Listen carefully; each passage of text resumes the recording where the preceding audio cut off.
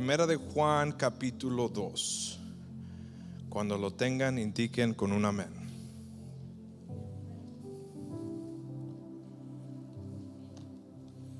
Dice la palabra de Dios en Primera de Juan capítulo 2 versículo 6 dice: el que dice que permanece en él debe andar como él anduvo. Hermanos, pueden tomar sus lugares.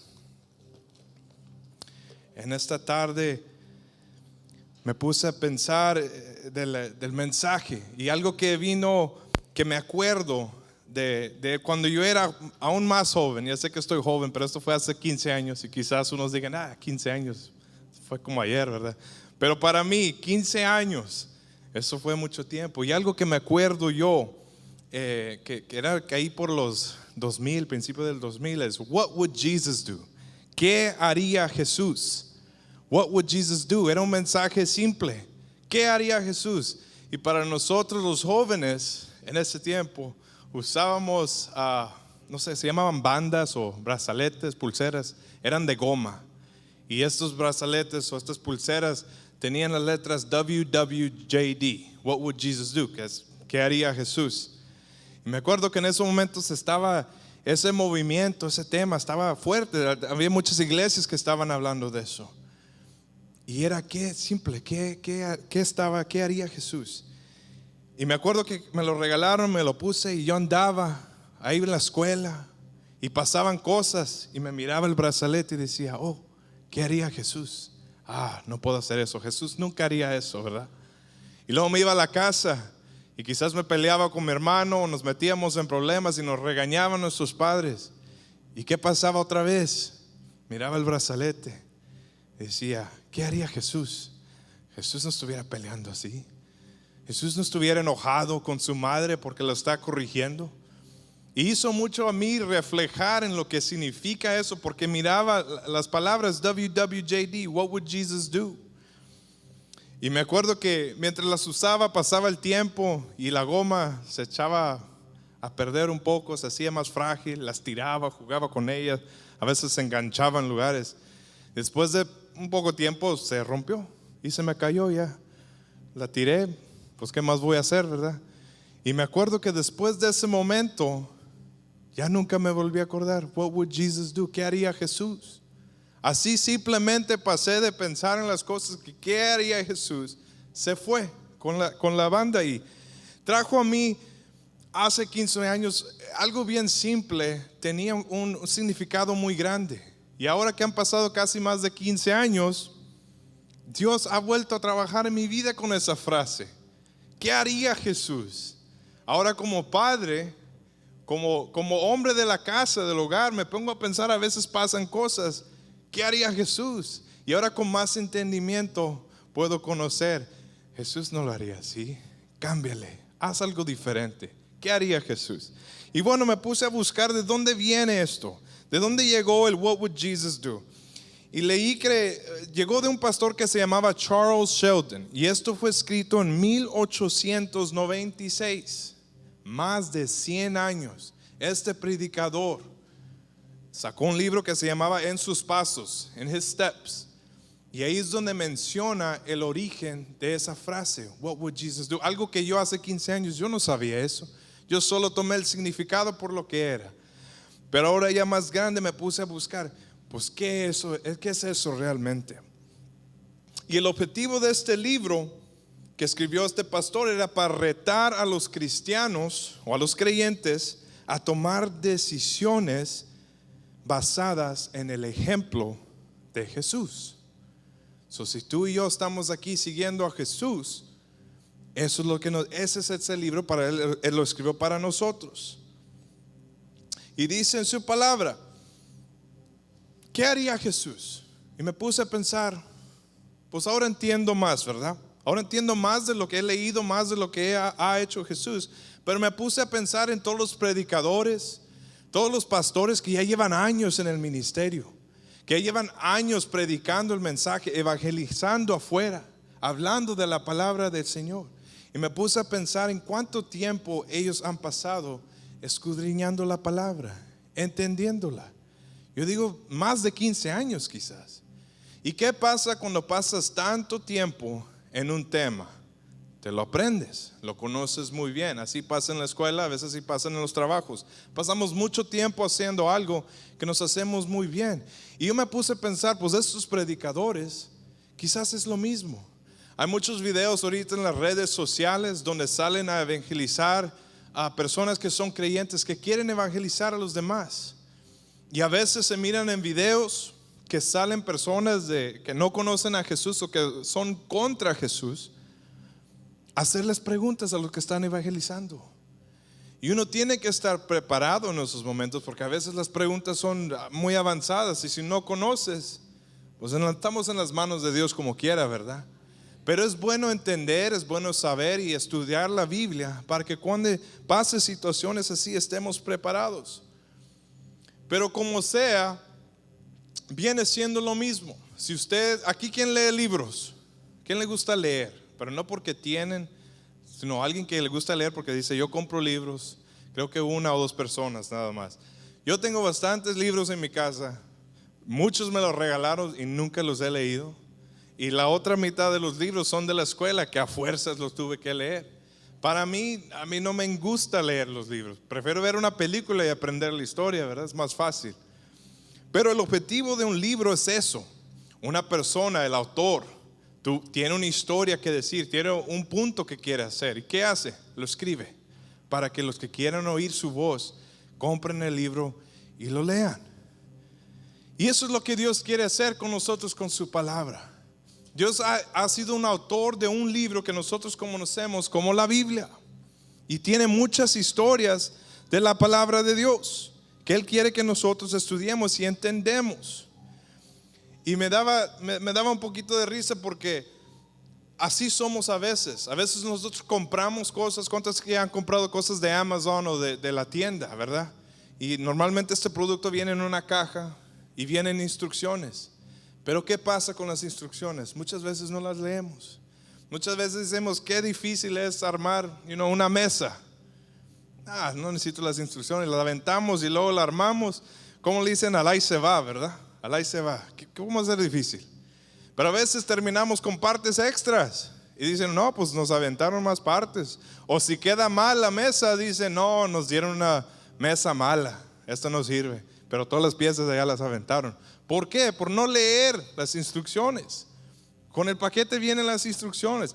Y me puse a pensar, la persona que creó este producto, que quiere compartir con el mundo, dijo, van a recibir este producto y van a necesitar instrucciones. Déjale, escribo bien sencillas en un papelito para que las puedan leer y armar y hacer el producto bien. Pero es lo mismo que Dios ha hecho con esta palabra. Este es un producto. Y muchas veces, sin querer, queriendo o sabiendo, nosotros olvidamos las instrucciones. Y a veces quedamos con partes extras. O a veces no queda algo muy bien. Porque decimos en nuestra propia cuenta, yo puedo hacer esto. O esto es muy sencillo, yo lo puedo hacer. Pero olvidamos las instrucciones. Que no nos pase eso. Usemos este libro, para eso es, amén. Entonces en 1 de Juan nos dice la palabra, el que dice que permanece en él debe andar como él anduvo. Regresamos a la pregunta, ¿qué haría Jesús? Aquí vemos el resto de la historia de este capítulo es por el apóstol Juan. Él está hablando de obediencia, de amar uno a los otros, del crecimiento espiritual, de no amar las cosas de este mundo. Habla del anticristo y habla de mantenernos fiel al Señor. Pero ¿cuántos aquí hicimos esa decisión de decidir a seguir a Jesús? ¿Cuántos aquí llegaron a la iglesia y dijeron, Señor, yo te voy a seguir, yo voy a ser fiel a ti? ¿Cuántos pueden levantar su mano que han decidido, yo te voy a seguir, Señor? Muchos aquí ya levantaron su mano. ¿Qué significa eso? Que tú ya has decidido ser permanente y permanecer en Él. Tú quieres estar junto con Él. Tú quieres estar con Él. Quieres ser parte de lo que Él es. Eso es lo que tú ya has decidido. Y trajo a mí la historia como de un padre a un hijo. Para los que tienen hijos, se pueden pensar de sus hijos. Para los que no tienen hijos, Piensen en sus padres. Hay una conexión entre el padre y el hijo. ¿Cuánto tiempo pasan juntos, verdad? Desde el nacer al crecer. Yo como padre tengo que proveer por el hijo. Tengo que enseñarle al hijo, tengo que darle de comer, una cama, enseñarle. Hay muchas cosas que tengo que hacer yo como padre para el hijo, igual que yo siendo hijo con mis padres que hicieron para mí. Pero ¿qué pasó ahí? Pasa mucho tiempo donde estamos juntos y nos conocemos como padre y como hijo. Y también es lo mismo como parejas, aunque con las parejas es un poquito diferente porque al principio solo conoces un poquito de la otra persona, ¿verdad? No es hasta que después de que se casan y se mudan y viven juntos donde vienes a aprender otras cosas que no sabías antes. Pero ¿cómo logras aprender esas cosas? Porque pasaste tiempo después de que pasaron tiempos juntos y ahí es donde descubriste. Pero el punto es que pasaron tiempo juntos.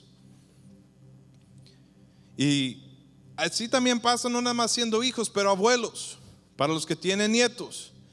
A mí me da risa porque a veces miramos a nuestros hijos que hacen unas cosas y decimos, pues sí, salió igual que el abuelo, o salió igual que la mamá. Y muchas veces así pasa. Sale el niño quizás un poquito lloroncito y dice, no, salió como el papá. Y dicen, no. ¿Cómo saben y cómo dicen eso? ¿Por qué razón puede alguien decir eso de un hijo? Porque ellos conocen, pasaron tiempo, miran lo que está pasando y lo relacionan con la persona que conocen, que también pasaron mucho tiempo. Que eso pasa cuando estamos, eso es lo que Dios quiere saber. Dios quiere que nosotros entendamos en esta noche, es que para realmente conocer a Dios y conocer a Jesús y saber que qué haría Jesús, tenemos que pasar tiempo con Jesús, tener que pasar tiempo leyendo la Biblia. ¿Cuántos pueden decir amén? Conociendo a Jesús, conociendo a Jesús para entender qué haría Jesús. Nosotros con los jóvenes, si usted tiene hijos o jóvenes que están estudiando con nosotros, cada domingo hacemos estudio bíblico aquí. Estamos repasando los libros del Evangelio. Empezamos al principio del año y me acuerdo diciéndole a los jóvenes, esta serie va a ser un poco larga porque los libros de los Evangelios tienen bastante historias de Jesús.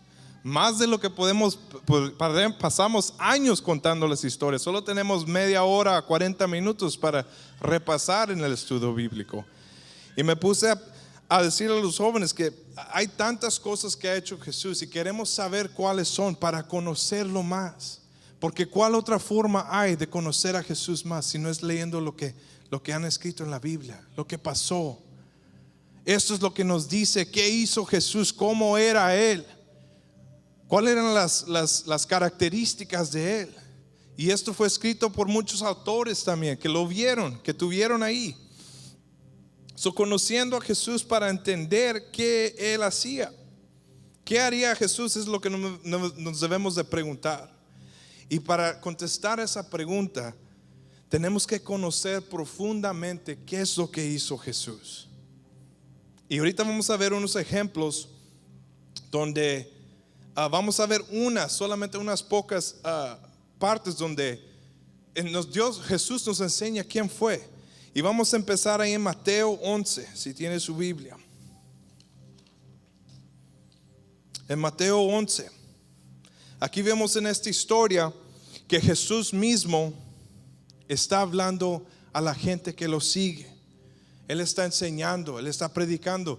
Y así como estamos nosotros unidos, así estaba Jesús hablando y enseñando. ¿Y quién estaban en la audiencia escuchando? ¿Quién estaba ahí? Personas que que querían saber quién es esta persona hablando. Habían quizás personas que habían oído los milagros que había hecho Él y querían saber, yo quiero un milagro también. Personas que creen. Pero ¿qué más había ahí? Habían personas que estaban cansados de lo que le estaba pasando, con necesidades. Ahorita que el hermano pidió que quien tenía una petición, miré muchas manos levantándose. Aquí hay muchas peticiones. Y póngase a pensar en esos días cuando Jesús estaba predicando, había más también necesidad. Habían personas que estaban cansados, agobiados, que estaban oprimidos. Y lo que existía antes eran los fariseos, que eran maestros de la religión. En esos tiempos ellos seguían una ley que estaba escrita.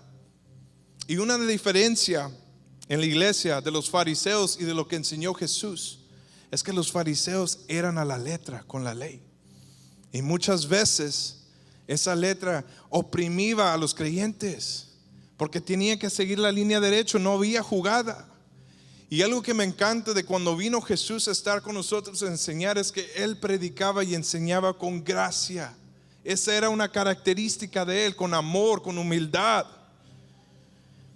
Y dice siguiente, si leen el 30, Mateo 11:30, dice: tu yugo es fácil, ligera es tu carga. Y me puse a pensar, nosotros cantamos esa canción unas veces al mes, ¿verdad? Es una canción bien bonita. Dice: tu yugo es fácil, danzando en cada temporada, no importa lo que estás pasando, no importa la situación en que te encuentras. Tenemos que creer en Dios y estar danzando, sabiendo que Él tiene el control en sus manos. Amén. Pero así como vemos en su palabra que Dios nos está mostrando humildad, Dios habló a mí y dijo: ¿y tú cómo eres en la iglesia? Cuando viene un visitante nuevo que nunca ha entrado a este lugar, que no conocemos, ¿cómo eres tú? ¿Eres humilde a Él? O en la vida en general, ¿qué tipo de persona eres tú cuando hay personas nuevas que se te vienen a hablar contigo? ¿Hablas de Jesús o no hablas para nada? Yo siempre decía que a mí no me gusta hablar.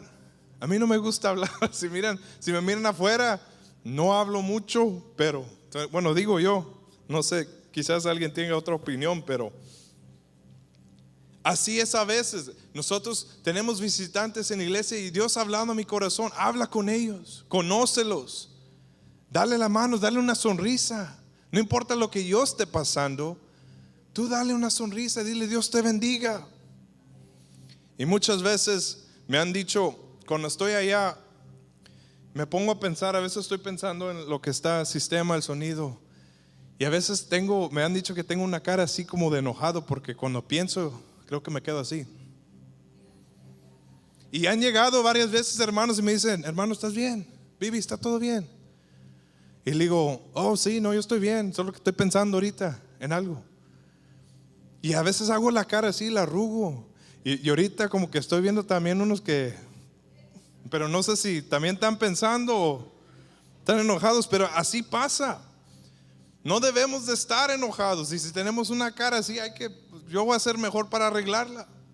Pero me acordaba de algo que acabamos de hacer recientemente, la Santa Cena, que es una de las cosas más importantes que dice nuestro pastor cuando tomamos la Santa Cena, que tenemos que estar bien con los demás.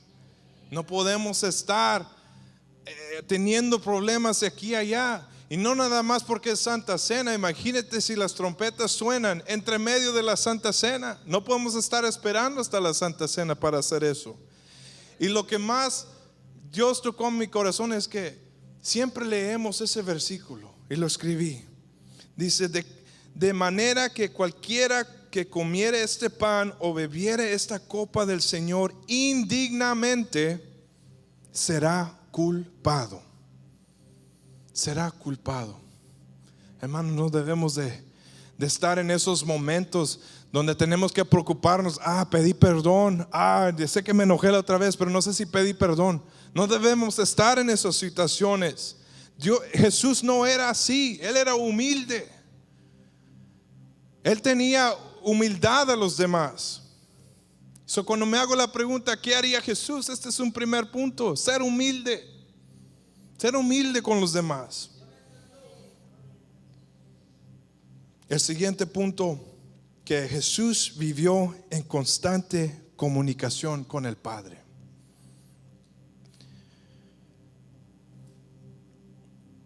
Jesús vivió constante comunicación con el Padre. Dice en Juan 5:19: respondiendo entonces Jesús y les dijo: de cierto os digo, no puede el Hijo hacer nada por sí mismo, sino lo que ve hacer al Padre, porque todo lo que el Padre hace, también lo hace el Hijo igualmente.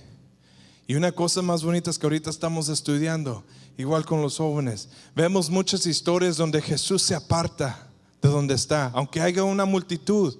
Hay veces que Jesús ahí mismo en la historia dice: me tuve que apartar a ir a orar. Está con sus discípulos en ratos y dice la palabra, se aparta para ir a orar. Hay muchas ocasiones donde vemos que Jesús también él mismo tiene una necesidad que pedirle a su Padre. ¿Y qué hace? Se aparta para ir a estar en comunión, en comunicación con el Padre. Y me puse a pensar, yo una vez hice una decisión de irme de la casa porque me fui al ejército. Y me acuerdo, todos los días antes de ese día yo estaba en comunicación con mi mamá, con mi papá, mis padres. Yo estaba en comunicación con ellos. Y un día me fui, de un día al otro me fui a otro estado. Paró la comunicación. Dejé de hablar con ellos porque el lugar donde estaban ni permitían teléfonos en ese tiempo. ¿Y qué pasa muchas veces para los que tenemos hijos que salieron de la casa? O porque se casaron y salieron, o porque quizás están en la escuela y salieron, o X cosa.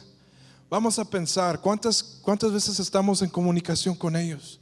¿Estamos hablando con ellos a diario? ¿Estamos hablando con ellos semanal, mensual, una vez al año? Tiene que haber esa comunicación, porque ¿qué pasa? Cuando viven con nosotros o cuando vivimos con ellos, nos conocemos. Ellos nos entienden, nosotros los entendemos a ellos. Sabemos cuando están tristes, sabemos cuando están enojados, cuando tienen hambre, sabemos. Pero cuando empiezan a separarse y quebramos esa comunicación, empezamos a perder el sentido de cómo están. Y eso me pasó a mí un poco cuando yo me retiré. Pasó tiempo donde yo no hablaba a la casa, no podía hablar. Y unas cosas que digo que fue una razón por la cual me salí del ejército es porque una vez llegué de un viaje después de 6 meses y me acuerdo que mi hija había cambiado completamente. Cuando yo me fui no hablaba, cuando regresé estaba hablando y me quedé sorprendido. Dije, ¿qué me fallé? ¿Qué pasó aquí? ¿Por qué cambió tanto? Esa fue una de las razones por qué decidí salirme, porque no quería que pasara eso otra vez. Yo quiero conocer a mi hija. Y más que todo, así está Dios con nosotros. Dios te quiere conocer a ti. Dios quiere saber que tú estás en comunicación con Él. Él no quiere que pase días, ni horas, ni meses, ni semanas, ni años sin estar hablando con Él. Que tú lo conozcas, que tú estés hablando cada día con Él. Así cuando viven nuestros hijos con nosotros, le decimos good morning, buenos días, ¿tienes hambre? Tenemos que estar así con Dios. Buenos días, Señor, gracias, Señor, por este día. ¿Cuántos pueden decir un amén?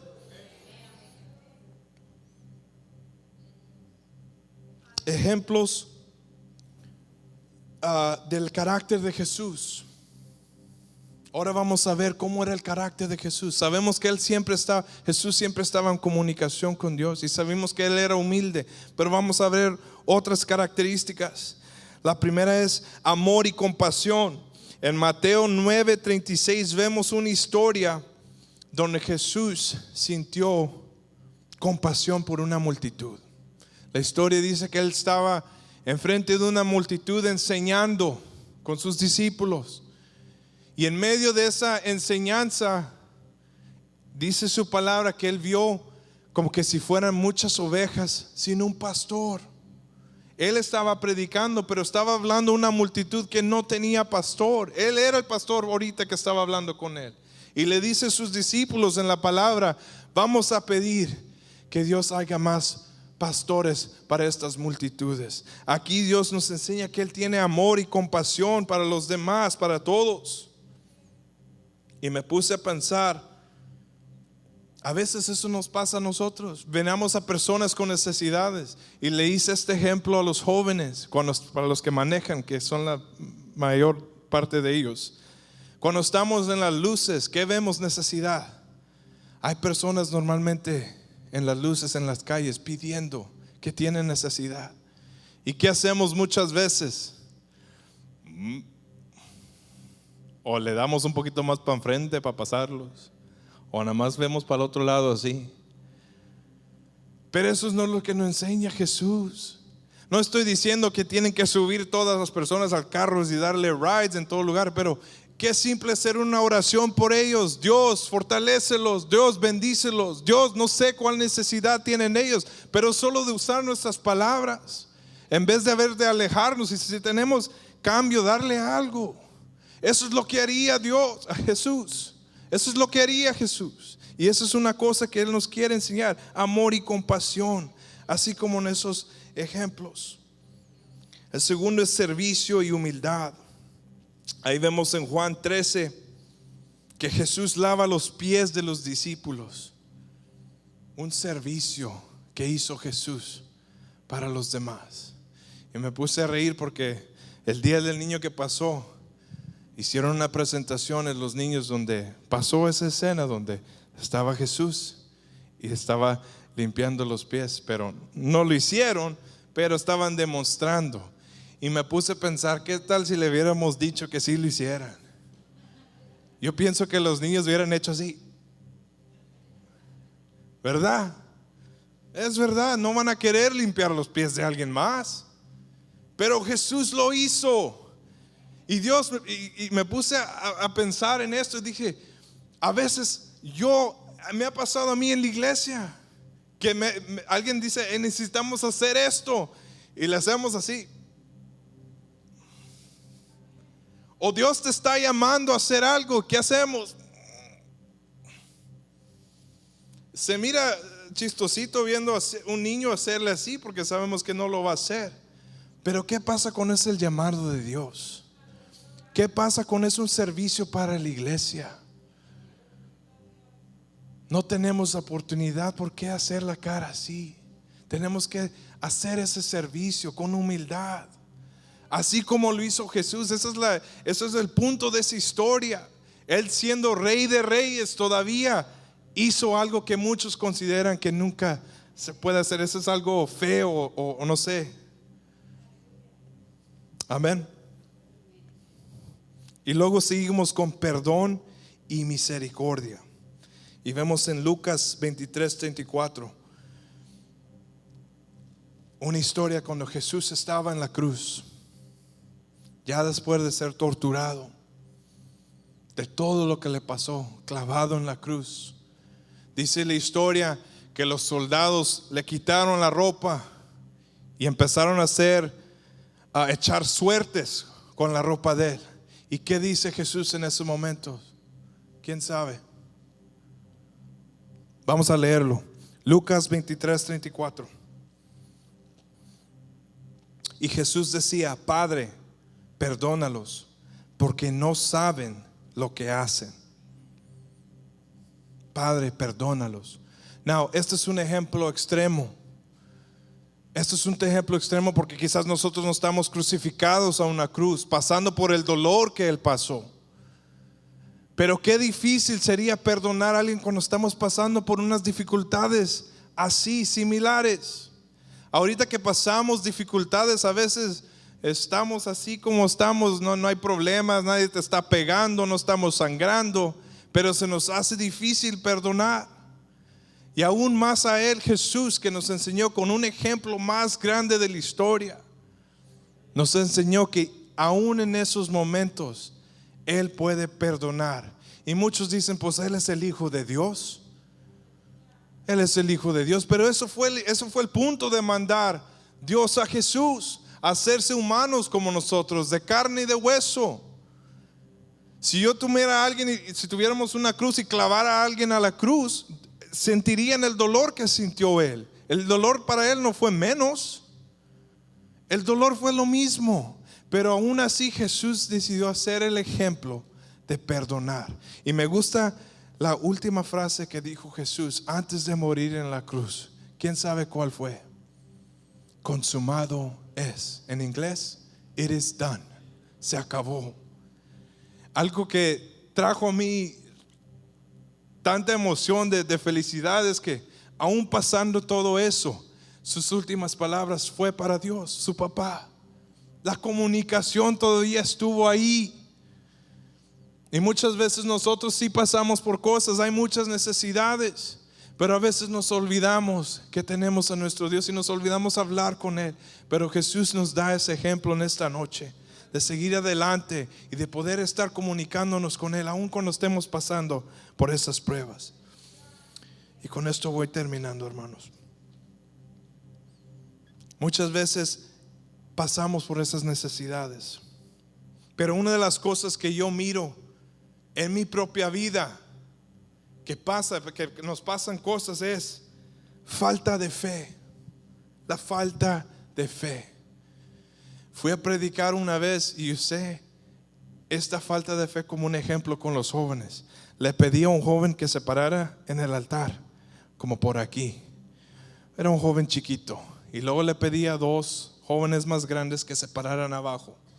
Y le dije al joven: ¿tienes tu fe que si te volteas para allá, cierras los ojos y te dejas caer, tienes tu fe que ellos te agarran? Dijo: sí, tan grandes. Y la persona estaba chiquita. Dijo: sí, me sostienen. Le dije: ok. No lo hice, solo estábamos hablando. Pero luego moví a los ayudantes grandes y traje una persona bien chiquita, un niño. Y le dije: mira quién está atrás de ti. Le dije: ¿tienes fe que esa persona, ese niño, te puede sostener si tú te caes? Dijo: no, absolutely not, dijo. Y me quedé yo. Este ejemplo es un ejemplo de fe, pero es un ejemplo de fe supernatural, porque para nosotros conocemos que un niño no va a poder soportar ese peso. Sabemos que no puede pasar con lo que sabemos nosotros, nuestro propio entendimiento. Pero ¿qué dice la palabra de Dios de tener fe? Tener fe en lo supernatural significa cuando venga un problema que esté muy grande y la solución se mire bien pequeña, como que si no va a funcionar, tenemos que todavía tener fe que sí puede pasar. Es un contraste grande, porque viendo un niño no me voy a dejar caer yo, porque sé que no me pueden sostener. Pero eso es exactamente la fe que Dios nos está pidiendo a nosotros. Tener fe tan grande que creemos que aún las soluciones chiquitas pueden funcionar. ¿Cuántos pueden decir amén? Y la otra cosa que miro muchas veces que nos pasa es la falta de conocimiento, de no conocer suficientemente bien el ejemplo de Jesús. Y igual Dios habló a mi corazón. Yo ahorita estoy en la universidad, estoy pasando por clases. He tomado ya varios exámenes. Hay unos exámenes que me he preparado muy bien. Leí, estudié, memoricé todo. Y el día que llega el examen yo me siento bien, no hay nervios. Le digo: ya denme el examen, ya lo voy a tomar. Yo conozco esto. Y vámonos, pasamos. Pero han habido veces donde no alcancé tiempo ni para abrir el libro, y he tenido que tomar exámenes solo con lo que yo me acuerdo de lo que he pasado, experiencias. Y por la gracia de Dios he pasado uno de ellos, pero como dicen, a panzazos. Pero ¿qué pasa durante esos exámenes? Me pongo nervioso, estoy sudando, no puedo dormir. Sí puedo comer, pero no puedo dormir, y estoy cansado y nervios y me ataca y me siento así porque no estoy preparado. Y gracias a Dios mi esposa Abigail tomó un examen esta semana pasada y lo pasó, gloria a Dios, un examen mayor. Pero yo vi esto en ella, que ella le dio los nervios, pero ella sí estudió. Y dijo Dios a mí: mira, aún así cuando estudias puede pasar eso, te dan los nervios. Pero ¿qué quiere ver con todo esto? Así como yo me preparé, yo me estudié, yo tomé ese examen con confianza. En esta noche, ese es el reto. ¿Qué haría Jesús?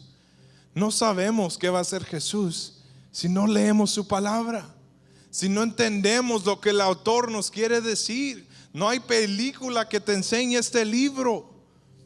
Con solo venir a la iglesia y orar y escuchar la palabra no es suficiente. Es un buen empiezo, pero necesitamos estar nosotros siempre orando y leyendo la palabra, aprendiendo para los días que vengan esos exámenes mayores, esas pruebas, esas necesidades, nosotros podamos con confianza decir: Dios, yo tengo tu mano, tú me vas a ayudar, yo he leído tu palabra, yo sé tus promesas, tú estás conmigo. ¿Por qué no le dan un aplauso al Señor? En esta noche vamos a ponernos de pie, en esta tarde.